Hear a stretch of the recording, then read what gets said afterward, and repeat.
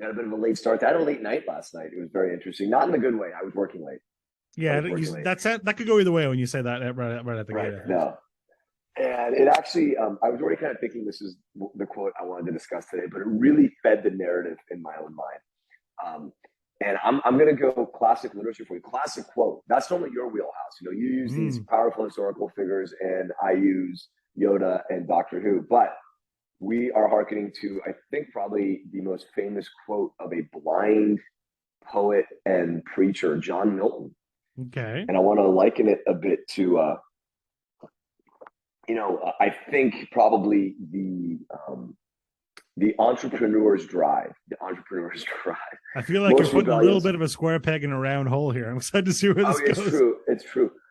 It's just more embracing chaos and shunning the 9 to 5 and the day-to-day order of the business world. And I think you've kind of done that in the opposite direction, right? You've embraced it. But of course, Milton's best known for Paradise Lost, which has a lot going on with it.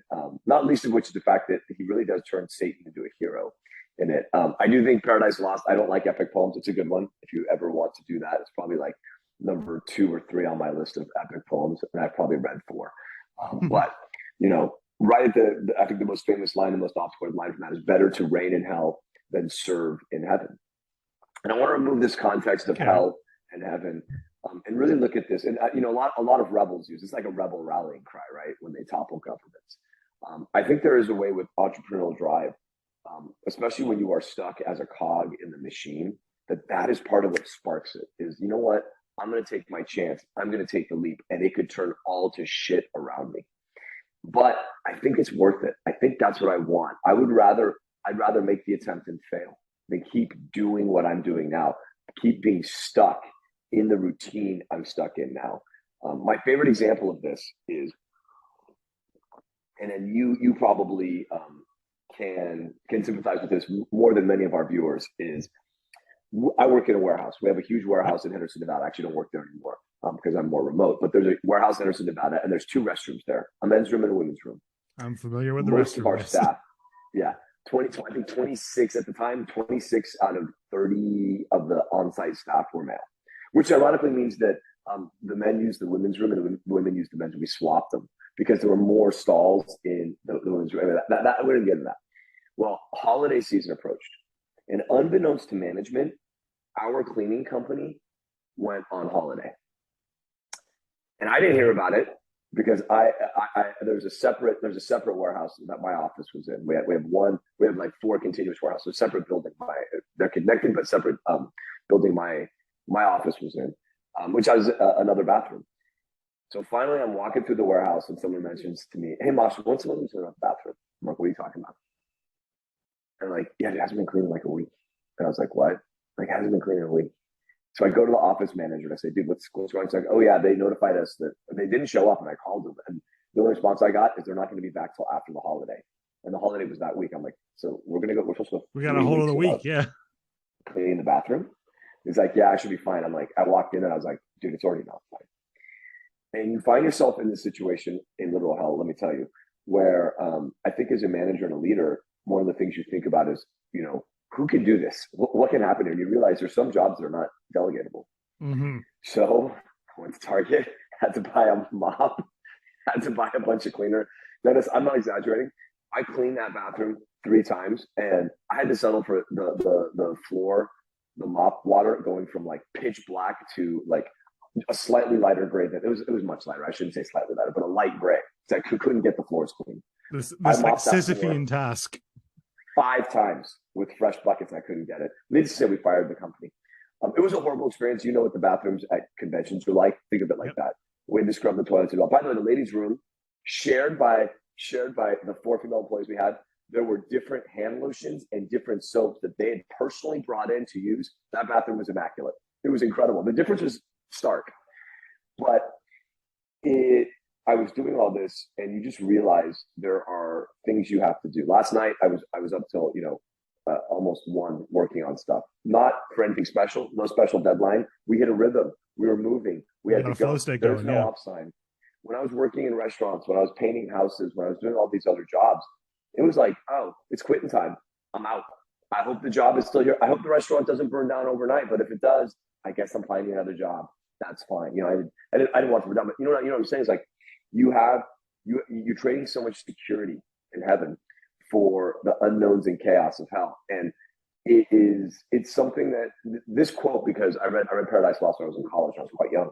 It's a quote that I think about a lot on hard days when there's random tasks. And I ask myself, am I happy? Is this what I really want to do? And the answer is yes. I love my job. I love what I'm doing. The other major area this comes into play is when you have disciplinary actions and terminations. And as you know, in our company, most, if not all of that runs through me. Historically, all of it ran through me. I remember there was a time once I asked you how you would describe your job, and you would say you have difficult conversations. And that meant with clients, that meant with business partners, and that meant with staff as well. Yeah. And I hate those. I hate those conversations. And I think the key with staff, with third parties, it's fine. With staff, it's tough. Like terminations and firings are tough. I think they're the conversations I hate the most. I continue to hate them. And what I tell people, because I've trained some people on having those conversations, is the day that you don't hate having to do this is when you got to stop. Mm-hmm. It's when you've lost the empathy. It's when you've lost. So I'm literally, I check in with myself about how much of a gut punch this is, a termination or something like that. Terminations in particular. And as long as it's still a gut punch, I know I'm the right person for the job, as ironic as that is. The moment it isn't, the moment you're done. And it is, I would describe myself as an incredibly empathetic person. Mm-hmm. And you put someone with a lot of empathy in that situation because you want to make that situation as right as you can. But it is literally hell. It is a knife twisting in your gut when you're having those conversations. Something I always admired about you and John, the way you guys ran the company, was when I first started working for you 6 or 7 years ago now, I guess it was, I went to an event and I remember seeing John, who was, CEO of the company. And there was, and I don't know how many staff we would have had at a Magic event back then, but several dozen staff members between judges and event staff and ops and all that kind of stuff. It's only about 40 to 60, depending on the size of the event. And I remember seeing John, who was, like I said, several orders of, organizationally above a lot of these people. President and CEO. And majority owner. Tying off trash cans, taking them out to the back. I remember seeing him walk past a sign that was like a little bit askew. It was a side event schedule. And he took it off and adjusted the easel it was on and put it back and was like, no, it's still not right, and doing this stuff. And it was very, very clear to me that nobody in the company thought that there was work that was beneath them, which is not necessarily what you were talking about with the bathroom. With the bathroom, it's a very bad look to be like, hey, Jonathan, go clean the bathroom. That's rough. You don't want to delegate that. But this was like, this needs to be done. And my time, even though it objectively from a salary perspective is probably more valuable than a lot of other people's time, we're all in this together. My time is just as important, and it would cause more disruption for me to go pull somebody off to go do this. It's better if I just take care of it myself. And the company was very, very flat and very agile as a result. A lot of the time, especially during the pandemic, we went between, when I was working for Channel Fireball, we went from selling running events for card games to trying to sell cards for games that people didn't have anywhere to play. And every morning we get on and go, what are we doing today? What are we going to do? How are we going to do it? That spirit never, as far as I can tell, never left. And that's, embracing that chaos. I'm a person who very, very much likes that. I remember I would refer to them in events when we would have people, difficult customers or something would break and we'd have to refund a bunch of people, something like that. It was often me and you would get into a room and we'd have to write the Reddit post or the email that we'd be sending out. And I would call those war room moments, because everything else doesn't matter. We need to fix this in the next 15 minutes and then we can go worry about other stuff. And you're right. I've moved into a career path and a much larger organization now where those kind of things don't really happen as much. There's a lot more inertia. The organization is much larger. The company is much larger. And it's like turning a cruise ship as opposed to a speedboat. And by the way, that is the loss. That is your employer's loss, because Denis, shout out to anyone who works with Denis. He's incredibly good in those situations. I would strongly recommend it. I will say, and the reason I chose this quote from Better to Reign in Hell Than Serve in Heaven is I think you must ask yourself that question as an entrepreneur, as someone embarking on a new business venture at the right moments. Yep. Is this venture I'm at, is this job, is this role, is this position at its worst hell better than what I left at its best, Evan. That is the only way. That is the only way to make that comparison. I don't know if I agree with that. I don't think I agree with that at all. I think I think if you have 7 out of 10 moments and 4 out of 10 moments somewhere, and you have 8 out of 10 moments and 2 out of 10 moments somewhere else, that you can prefer one of those over the other. And I think they're both valid choices. Yes. Yeah. Sorry. Maybe I spoke poorly. You can compare the moments across each other. Yeah. 1-to-1, apples to apples. No problem. And you should, like, oh my God, you know, when you're stuck cleaning bathrooms, or you're stuck, you know, terminating people, and you look back on me, God, I had a 9-to-5 where I was, you know, I'd be checked out. I'd be having my first beer with all my friends at the bar down the block right now. Those moments, you know, maybe that's okay. But I think when you look at the experience as a whole, when you kind of have this totality of life experiences, and I think I hope as an entrepreneur, and I hope any entrepreneur is listening, I always get this sense, I see this when I see someone's an entrepreneur, and this is a bias, of course, I consider myself an entrepreneur, that there's a little bit more of a holistic vision on what they're doing with their life, because you have to, because you're in charge and on top of so much stuff with the company.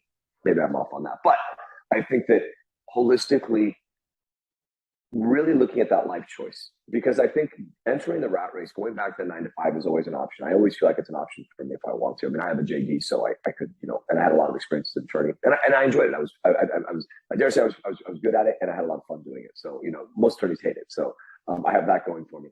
But I think when I kind of like look at these two life experiences, I think the only way to look at them is overall, when I look at where I'm at now, as an entrepreneur doing this job, working in this industry, an industry I love, do the worst moments of that, taking those into account, on balance, still make me happier holistically than being in a 9-to-5 and having that stability at its best?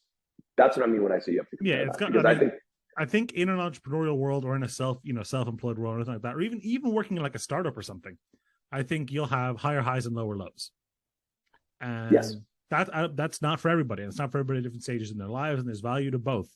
But I think you're right. I think it is important to take stock during the low moments, not just during the high moments. I mean, historically, before we launched Channel Fireball, and even right when we launched Channel Fireball, was a lean operation, not well thought out. Unsurprisingly, John and Mashi just charging into the fray. You know, I had months, like multiple months, where I was like, "Hey, don't cash that paycheck yet." Okay. And then, you know, then there was the, okay, I need to cash at least one of these paychecks because I got to pay rent. And it's been like 3 months. It's like, okay, you can cash one paycheck, right? I mean, I know this sounds crazy. I'm sure entrepreneurs out there know what this is like. You've lived this life. We got to a point, and I, you know, I'm lucky. John, who we mentioned before, he's my best friend. He's my best friend. I've known him longer than I had known him. I've known him since I was 16. I'm 43 now. He had to let me go. Business was so bad at one point, he had to let me go. Think about that. You know, I made it as easy as possible. It crushed him. It crushed me. It was a horrible experience. You know, I had to go on my own way and go back to the 9-to-5. I had no choice. Those are the experiences you go through. Okay, those are the experience. And then now I'm back in it, and we're doing it together. And this is what I'm doing for the rest of my life, and I love it. But these are the experiences you go through. And it's just funny because I go back and forth in my mind. John never has. He's always been an entrepreneur. You know, he's had the business since he was 18. On balance, given the experience that I've had, not being able to cash paychecks, you know, sacrificing relationships, which I don't recommend. That was not necessary. That was me handling myself poorly. I don't put that out there as something you need to do. Handle yourself. Always prioritize what you want because you control that. But I did. I had relationships that got sacrificed, different personal sacrifices. That was on me though, not on the company. On balance, though, the worst moments in total with the experience I've had as an entrepreneur far outweigh the life I was living as kind of a 9-to-5, whether it was as an attorney or in the service industry, as a server or in the restaurant biz, all of which I love, by the way. I have someone who's been very happy with most of the jobs in my life. Right. It's not like that. But yeah, it's a question I ask myself a lot. Sometimes when I'm driving home at 1 a.m, I still got to walk the dogs and put them to bed and then wake up the next day for work. Not really. Yesterday was fine. Yesterday was a lot of fun, but it is that quote from Milton that really resonates with me. And I know it's super extreme. It's just forget about heaven and hell. Think about the poetic license. Well, you're talking about chaos and order, and I think there's wisdom to be had there. And I don't think it's the last time we'll talk about it. Absolutely not. Pandemonium. But that's it. Thank you very much, Dennis. Shout out to Dennis again because he come in at a late start because I had such a late night. A little bit of chaos never hurt anybody. Yeah, yeah. You need a little bit more of it in your life. I can sense it.